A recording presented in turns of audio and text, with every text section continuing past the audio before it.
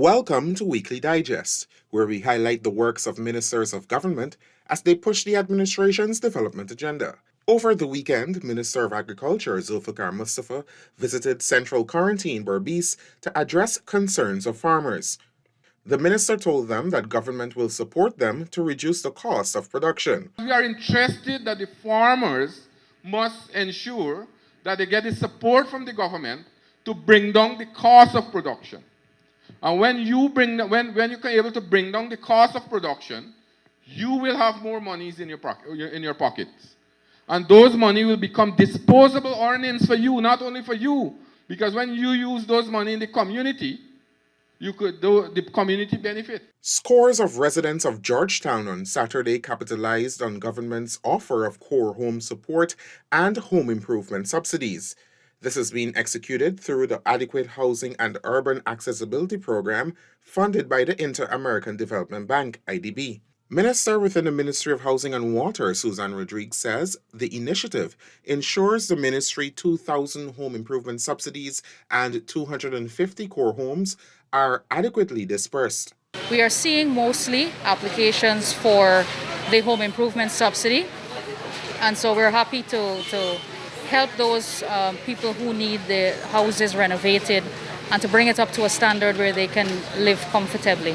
But we're also accepting the core homes applications here at this location today as well. On the COVID front, Minister of Health Dr. Frank Anthony says 20 samples taken from patients have been sent to the Caribbean Public Health Agency to test for the Omicron variant. One of the things that we do is to take samples from patients and we send them to confirm which variants are circulating in Guyana. And over the weekend, we would have sent 20 samples to CARFA for confirmation. Vice President Dr. Jagdeo on Tuesday reiterated the government's plans for Guyana to be an oil producer in a net zero carbon world. The Vice President was at the time speaking at the launch of the 4-day International Energy Conference and the Expo held at the Marriott Hotel Georgetown. Let me be very, very clear about our position. We support net zero by 2050. In fact, at this point in time, because our forest is such a huge carbon sink, we're already at net zero. In fact, we're positive.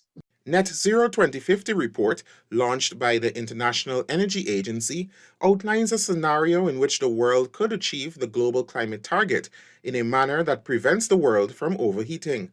Dr. Jagdeo explained that Guyana's net carbon effect is so significant that it equates to the combined emissions of Norway, Sweden, and Denmark. And even with us producing 1 million barrels of oil per day, with all the emissions using current technology, we will still be net zero because of the nature of our forests and the carbon sink, which the president spoke about, 19 gigatons storage and an annual emission. Also at the Energy Conference, Minister within the Ministry of Public Works, Deodat Indar, says Guyana's local content law gives Guyanese an advantage in the oil and gas sector. The legislation that is now in place will give Guyanese literally a fighting chance.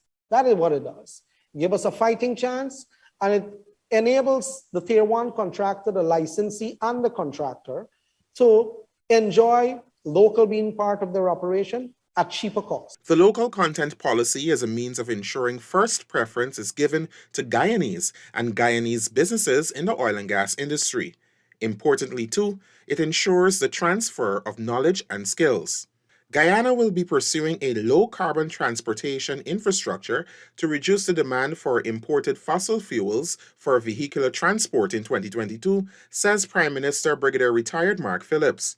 Delivering remarks on Day 3 of the International Energy Conference, PM Phillips said Guyana remains committed to a low-carbon economy, while at the same time advancing its transition from conventional energy sources. To accomplish this, we intend to foster the development of an electric vehicle industry to substitute fossil fuels with electricity while enhancing the ability of the electric grid to integrate high levels of intermittent renewable energy. To this end, the installation of fast charging stations for electric vehicles will be piloted during 2022 in regions 3, 4, and 6. This would be supplemented with future initiatives to increase efficiency levels of vehicle consumption of fuel. The Prime Minister also highlighted that the new oil-producing nation is intent on creating an energy mix using low-carbon energy resources such as solar, hydropower, wind, biomass, and natural gas. He says the gas-to-energy project will play a major role in government's effort. Local company Geico Construction and General Services Incorporated entered into a joint venture agreement with a foreign consultancy, gov't Energy, during the International Energy Conference and Expo at the Marriott Hotel Kingston on Thursday. Minister within the Ministry of Public Works, Deodat Indar, said the partnership is based on a model government has pushed over the years, and which the local content legislation has now built into law, where experienced foreign firms bring capacity development to locals. You know, for many years, many years, we have been talking about how do a Guyanese company move from the level they are operating to up the game? Because what we have is a technology gap as well as a skill gap in particular sections of the new economy that we have, which involves oil and gas and other massive projects. So here it is that Geico Construction is now partnering via JV with gov't Energy. And what does that mean? It simply means there's a partnership where new skills, new technology is now going to be in country, part of a local company that will bid for these massive projects. To promote development in agriculture, Subject Minister Zulfikar Mustafa on Thursday handed over 400 broiler chicks and starter feed to the President's College Agriculture Science Department. Minister Mustafa says government has been working aggressively to develop the agri-sector. I'm happy to make this simple donation to the President's College. I know for a fact that also we will be preparing, or we are in the process of preparing an entire agriculture department for this college, and I hope that we can replicate this across the country, because it's important that we start the process in the school system so that we can prepare our students to go into this important field. Minister Mustafa also said that he hopes the resources would aid in the students seeing greater CSEC results.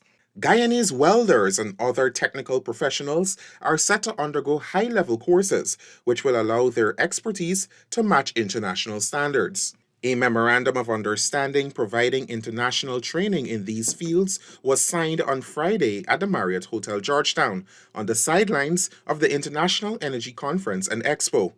The agreement was inked between the Ministry of Labor's Board of Industrial Training, BIT, Geico, and Meyer Group of Companies. The technical people will continue this conversation.